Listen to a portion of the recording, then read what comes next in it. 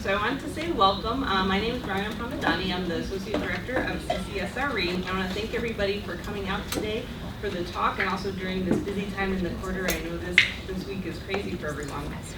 Before I turn it over to Prudence Carter, who's going to introduce our speaker, I'd first like to thank our co-sponsor, which is the Stanford Center for Opportunity Policy and Education in the School of Education. And we appreciate their partnership in supporting this event. And I'd also like to call your attention to two upcoming events in April that are part of our Research Institute's regular series. We have flyers on the table for you. The first part of our lunchtime seminar series, which will take place here in this room on April 9th, is to Professor Tomas Jimenez. He's here in the Department of Sociology and also the Director of Chicano Latino Studies. And he's going to discuss strangers all around, immigration, and the transformation of the individual American. So we hope to see you there. And then also on April 30th, as part of our Faculty Fellows Chautauquas, or Book Salon series, we'll have Assistant Professor of Political Science, Lauren Davenport, here to talk about her new book manuscript, Beyond Black and White, Multiracial Attitudes in Contemporary U.S. Politics. Now this is hot off the presses, not even published yet, so you gotta come and hear the latest from Lauren. So now let me turn it over to Prudence Carter, Professor of Education and Director of the John W. Gardner Center for Youth and Their Communities, who will introduce our speaker today.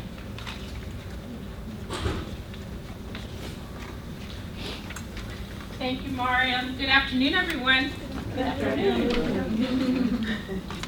It's nice to see your smiling faces. And it's always a pleasure. I'm so happy to get here for this month's Rixbury seminar, because it's my distinct pleasure to introduce someone whom I consider a pioneer in educational research, especially in Brazil.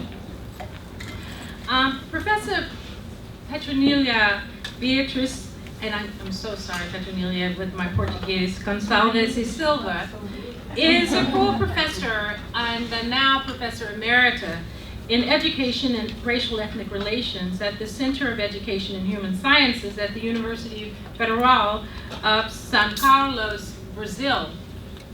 And I need to tell you, for those of you who are not familiar with the Brazilian Academy, this is an individual, a wonderful person who holds so many distinctions that it's important for me to share some of those at this audience. And these are some things that I learned in researching and learning more about her publications and research as I was involved with nominating her for a Tinker Visiting Professor, which she is holding a professorship this year, academic year.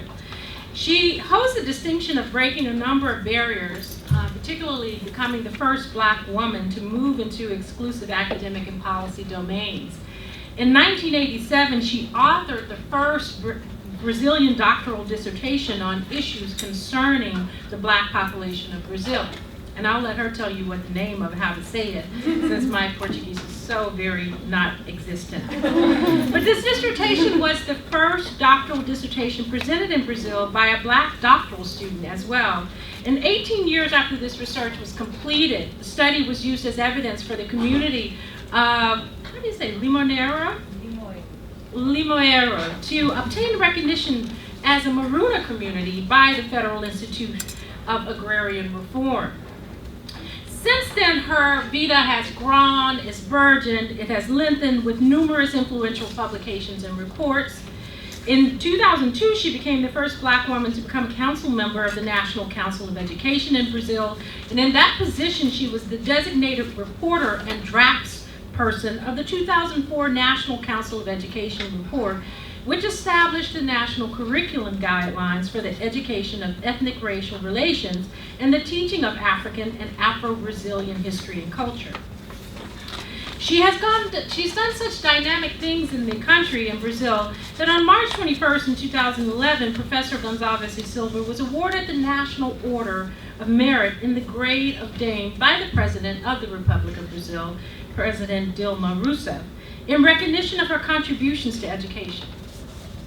She was honored by the Special Secretariat for Policies to Promote Racial Equality with the Education for Equality Award for her service to her country and for her very valuable contributions to Brazilian education in combating racism. So you see, we have someone who's a major giant and pioneer who will be talking to us today. This quarter, we have been very fortunate to have her here at CCSRE, teaching a course on curricular public policies and recognition of African and indigenous populations. And so it is my distinct pleasure to welcome to the podium our speaker for the Rick's Free Seminar today, Professor Petronilia Beatriz Gonçalves e Silva. Welcome.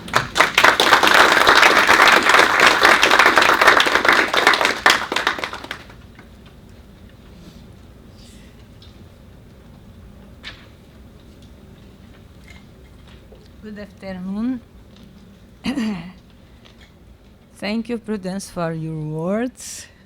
And I would like to thank the Center of Comparative Studies in Race and Ethnicity and the Center for Opportunity Policy in Education that invited me to make this presentation. Public policies of affirmative action, as all public policies, are established with the aim to guarantee rights. So public policies concerned all citizens. When in Brazil, in 2003, the law 10,639 established as mandatory the teaching of Afro-Brazilian and African culture and history, some people interpret that it was a privilege or that law was addressed to black people. They didn't want to understand the law, that law aims to guarantee that the recognition of the presence and contribution of African enslaved and of their descendants to Brazilian nation. Public policies of recognition are built by social groups. They present to the society as and all to governments their demand. But at the same time, they try to create conditions to put in practice what they are asking for. For instance, during all the 20th century, the black movement in Brazil demanded the teaching in schools of the histories and culture of Afro-Brazilian and of African people. History of Africa before being colonized by Europeans, and history of blacks' lives experience, creativity in Brazil and in the diaspora. Waiting to be listened by government and politicians, they prepared black teachers and other teachers that want to fight racism on education, proposing courses, meetings, and the black movement provided us teachers about the history and culture of our people. This is in one side. In the other side, the different groups of the black movement proposed to schools to make a talk or a cultural presentation in May 13, the Slavery Abolition Day, and in November 20, the Black Consciousness Day. The social movements, in different ways, or decolonizing South America or Latin America and Brazil.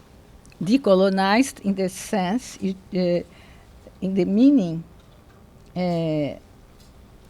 of Aníbal Quijano.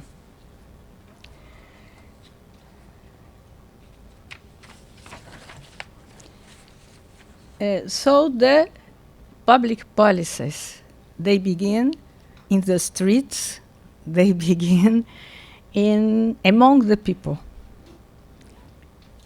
In South America, for instance, only indigenous people could propose the policies based in el buen vivir, the well-being.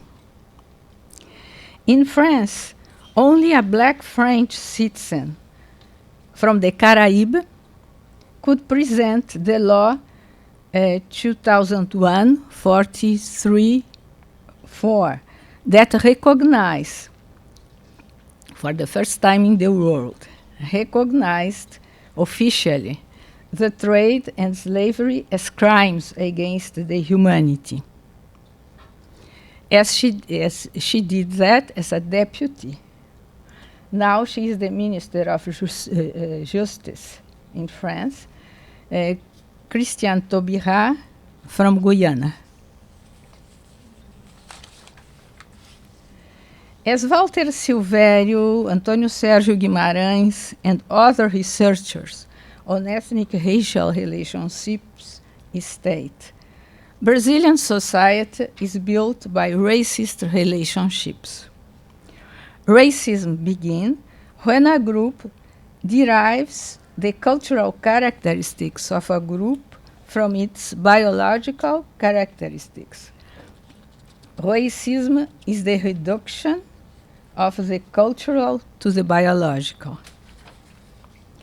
Racism institutionalizes practices, social relations based on prejudice concerning physical appearance, skin color, hair type, thickness of lips, widest nose.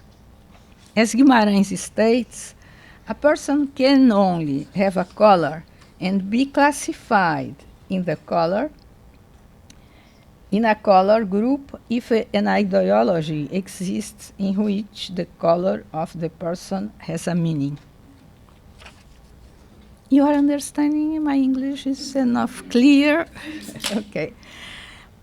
In Brazil, the system of hierarchy is layered with gradations of prestige, where social class, occupation and income, family origin, color, and formal education are buttressed by a dichotomy expressed as high-born, able, and elite and mass.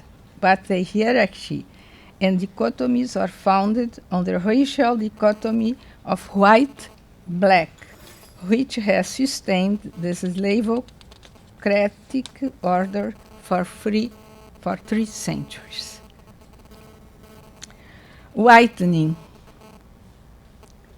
means the capacity of Brazil, defined as either an extension of Europe or as a country where a new race was born, to absorb and integrate mestizos and blacks.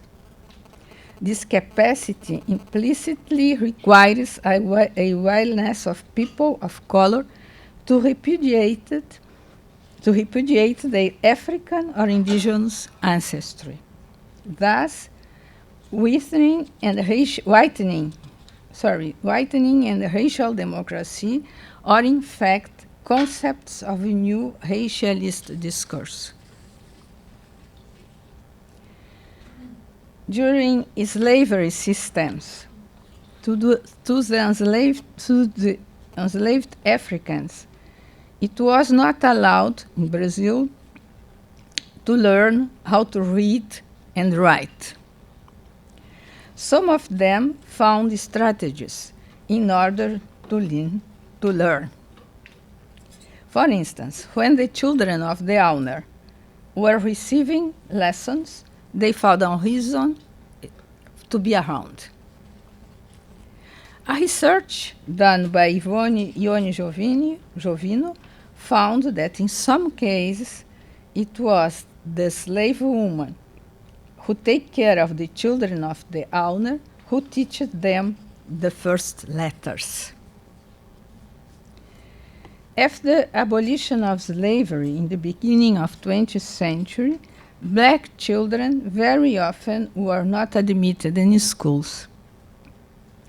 That's one of the reasons why blacks need affirmative actions policy on education nowadays. When we learned that the number of black students in Brazilian university increased, Professor Julio de Rose, a psychologist from my university, UFSCar established affirmative action on 2007.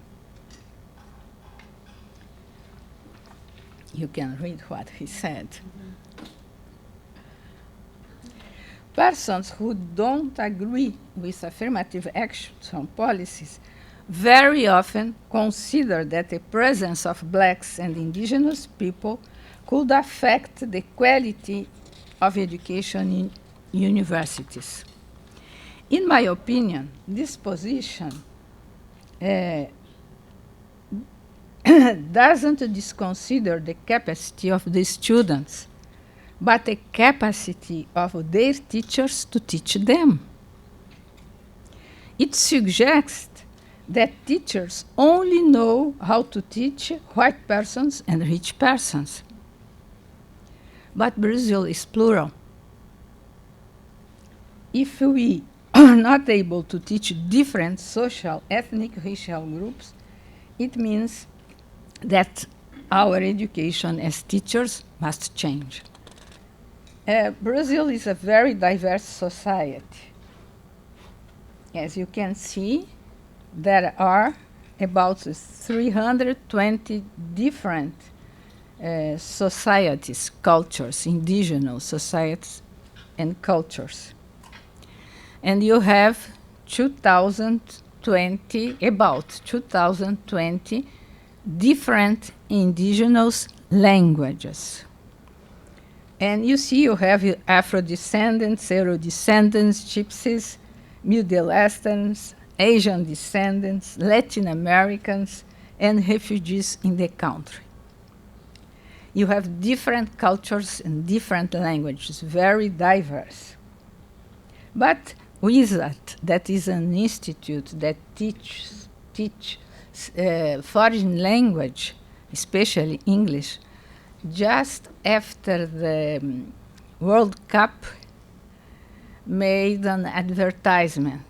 In 2 years, WISAT will bring Brazil bilingual. They want to say that they will teach so good English that everybody in Brazil will speak Portuguese and English. And I was very impressed. I want to know how they will work to finish with 220 languages and all other languages that are spoken with Portuguese in Brazil. You see that there is a lot of prejudice. Probably the person who did the advertisement didn't know about indigenous people or disconsider. Brazilian population in 2013. Until 2000, the majority of our population were auto-declared as white. And you see that we the blacks, we are the majority. We ever know there are texts, articles from researchers showing that Brazil is a black country. It's an African country in the diaspora. We don't speak an African language, but we are present in all heritages in Brazil, in all areas of heritage. Of course, music, art, but also technology. If you go to São Paulo, go to visit the Afro-Brazil Museum, and you must visit the collection of enslaved technologies. You will be certainly very surprised, especially if you think, I guess that you who are here, you don't think that, but lots of people think that the enslaved persons were like machines, that they didn't have minds, that they were not able to create things. And probably they could create music and capoeira, but they don't realize in general, people, that they could have technologies that surprised us, kind of wash machine for clothes, of course, in the conditions of that time. And there is an instrument to get diamonds in the rivers that they did, and today anyone could construct the same instrument. Then you see that's important to visit that place. Brazil has been the last country in the world to abolish slavery, and the one which received the largest numbers of African enslaved. In 1888, slavery was abolished. The law has only one sentence: slavery is abolished. No policies have been implemented in order to support the former enslaved, those who have conducted the building of the society till that moment. And as you can see in the slide, the European immigration was incentivized.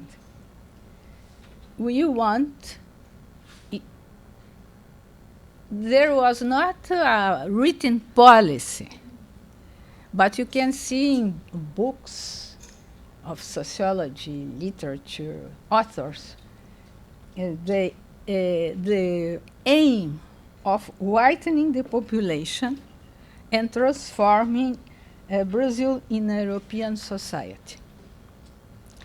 The elite had the hope that all black persons will die.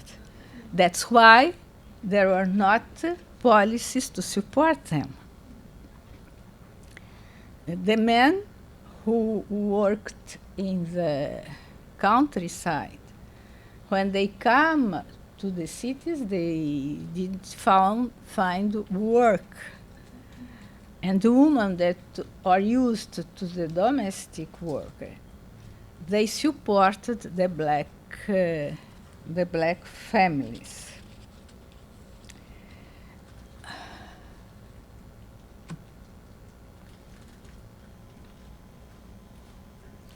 To achieve the aim of whitening the society, the hope was that in the middle of the 20th century, Brazil will be a white society. You will have the mixed people that will be almost white but not black. But in the middle of the century, we were, hi. I will tell about her after. She's a very important person. When the law that I mentioned have been implemented, she was at the Ministry of Education at that moment, and she did a very good, great work. She is Eliane Cavaleiro from Brazil. Bom, Then, to achieve these objectives, two myths have been cultivated. One of the mestiçaje, as I said before, the elite imagine that with mestiçagem, the blacks will disappear. And the African roots also, they think that we'll forget. And the other one is the racial democracy, which cultivates the belief that Brazilians are a very friendly people and that we live all in harmony. And of course, both myths help to consolidate the inequalities. And that's why we need affirmative actions. You understand? José Luis Chavante, from the Chavante people, he make one statement. There are lots of important considerations made from leaderships from different indigenous people groups. You can look in, you make a church in the internet, and you will find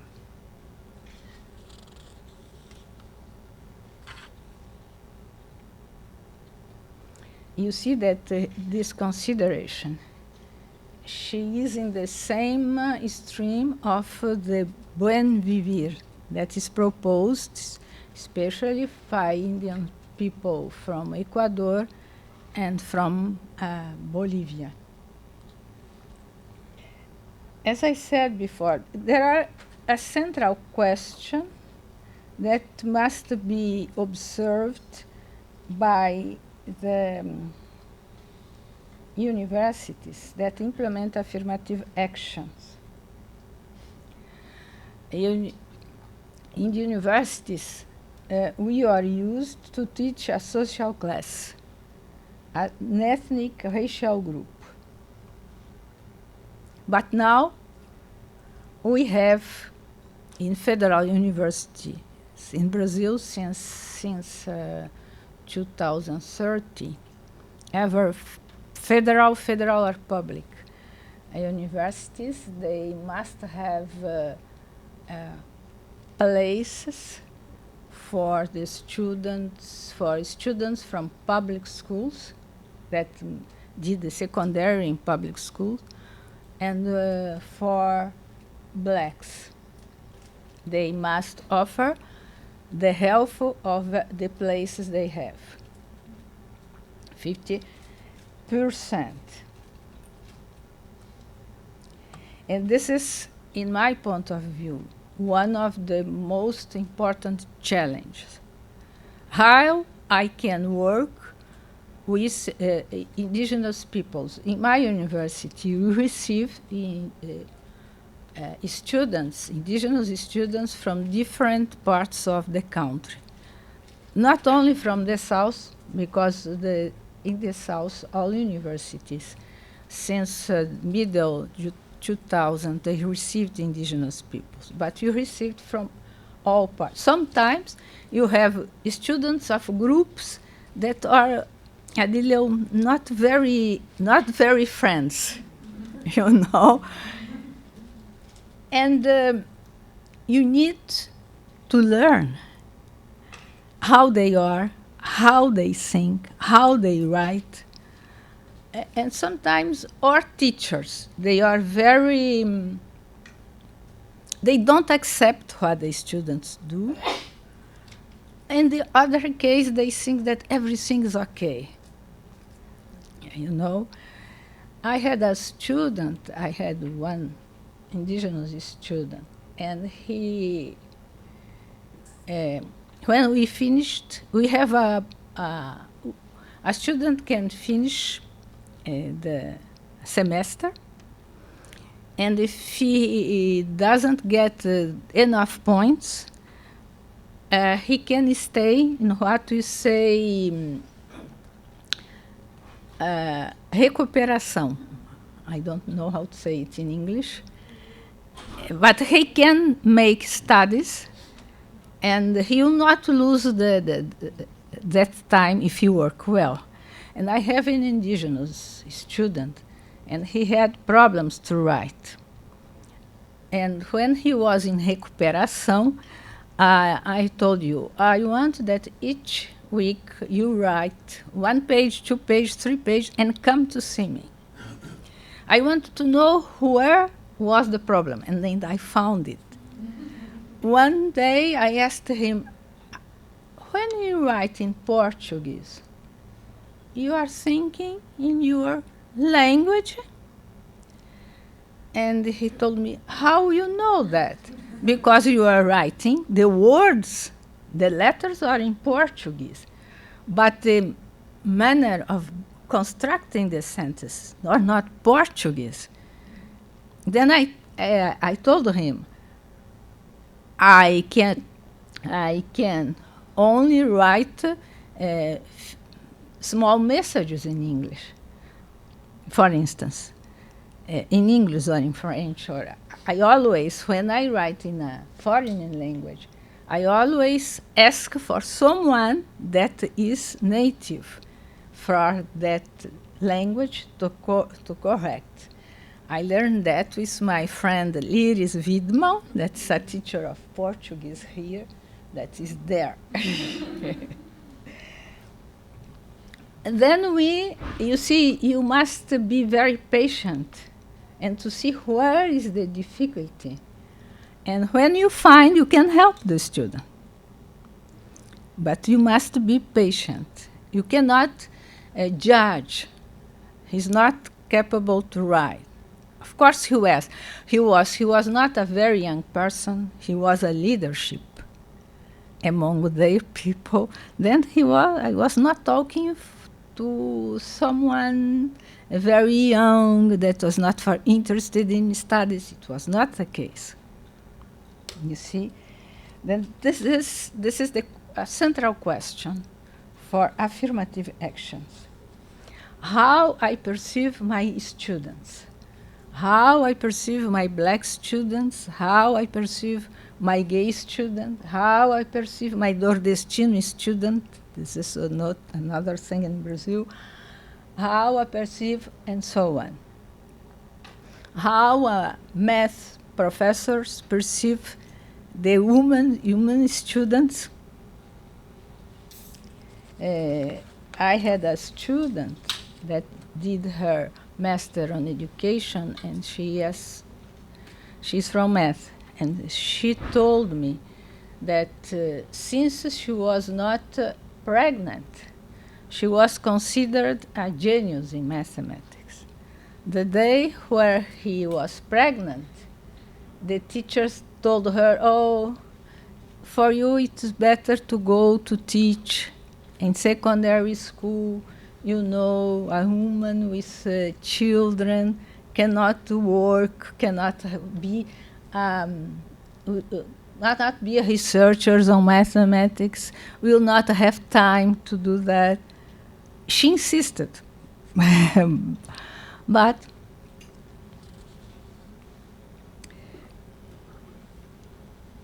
then this is the question of the other point is the difference of culture, the difference of worldview. All of us have different worldviews.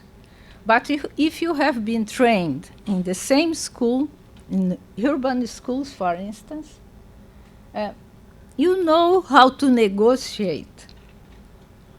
But if you don't, if you come from indigenous schools, if you come from communities that are very different for urban communities, you must understand the worldview of the other person.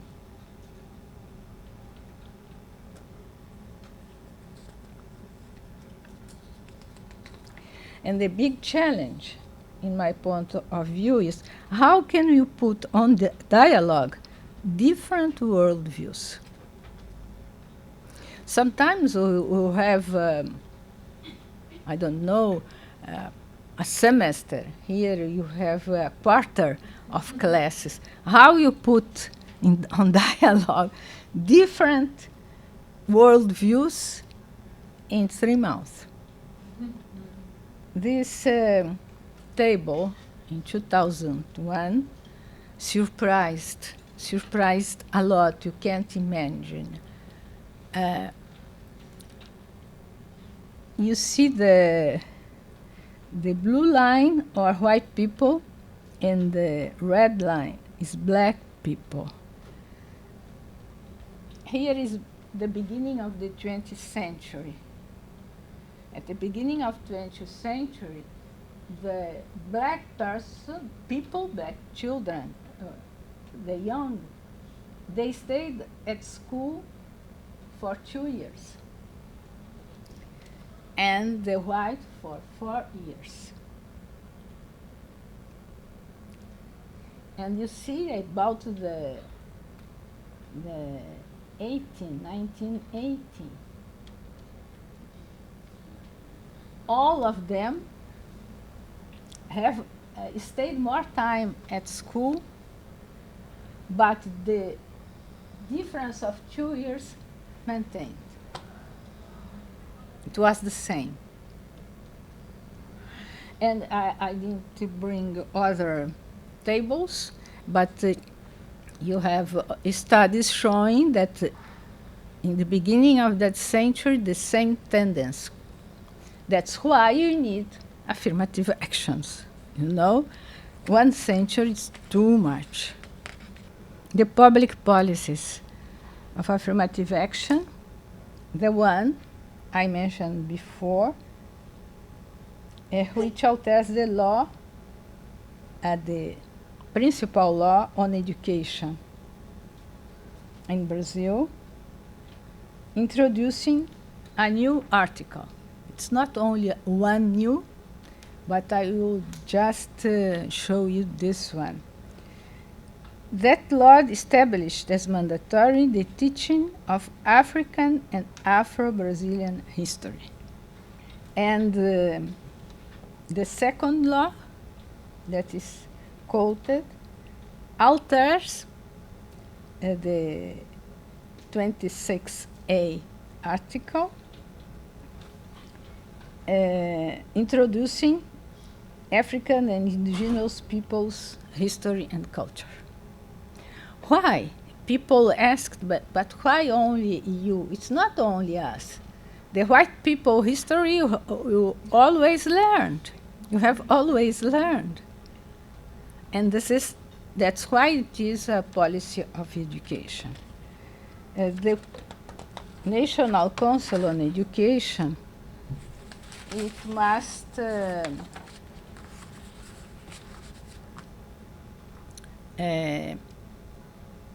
regulate, you say regulate the laws on education. And the National Council on Education, you know, they established the guidelines for the teaching of African and Afro-Brazilian history and culture. At that time, I was counselor, and I was the person with 4 other 3 colleagues, but I was the person responsible to write that. Eliane did a very good translation to English, and I will ask you to put this translation in the library. Because she did this translation of the law and of the guidelines and it was a very good translation. It's not because she's my friend. People who knows English better than me say that. And the students have learned that in class, and they agree. Then Brazil, since 2003, had new laws concerned with the racial equality. There is a new statute. It takes more than 10 years being discussed. The codes for affirmative actions on federal universities and institutes. And now, more recently, codes for job at the federal level.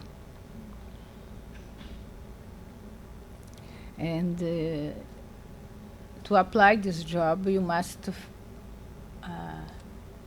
be accepted in examinations, special examinations that you call concurso. I don't know how to say it in English.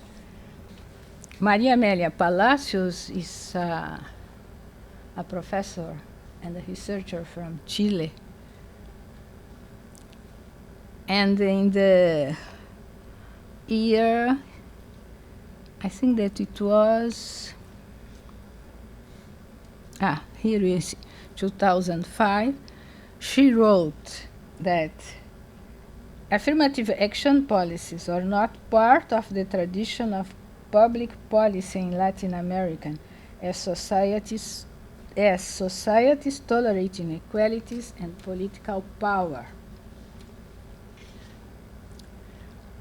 Fortunately, and she has a book, she has a new book, research showing that is changing. There is the policies in Brazil, I showed you, but there are policies, for instance, in Uruguay. Dr. Philippe Michelin, 2 weeks ago, I guess, he was here at Stanford, and she did a presentation very interesting about he is in the defense of human rights. And he wrote a very powerful law. Can you please read for me you have a most beautiful English. So the law number 19122, which was passed in 2013, states that, Article number 1 states that it hereby recognizes that the Afro-descendant population in the country has historically been a victim of racism, discrimination, and stigmatization from the time of human trafficking and the slave trade. Actions which are now recognized as crimes against humanity with reference to international law. The present law contributes to redress the effects of the historical discrimination under the first paragraph of this article. You know, activists of black movement, indigenous movement, or human rights write that. But a law, I was really and very well surprised. Now let's see what is happening in the country. But it seems that they are trying, because they declared there is racism in that country. We are racist, and you must correct that situation. In Latin America, I'm finishing, we can find different initiatives for young women workers, especially. I show you some sites where you can find about affirmative actions in Latin America. There are others. I just pick some to show you that the things are happening in very different ways. For instance, the Buen Vivir it's really very important, not only for indigenous peoples, not only from South America, but for the humanity. as you know, this policy understand that the human being is part of nature, and that nature has rights. You know that in Bolivia and in Uruguay, in the constitution of the country, as there are guarantees for the human rights, there are also for the nature rights. And this is a policy for the surviving of humanity. This is what I prepared to tell you. I hope that I could be enough clear. And if you want to make questions or comments and give me more information, probably some of you know things that I don't know about that subject. Thank you.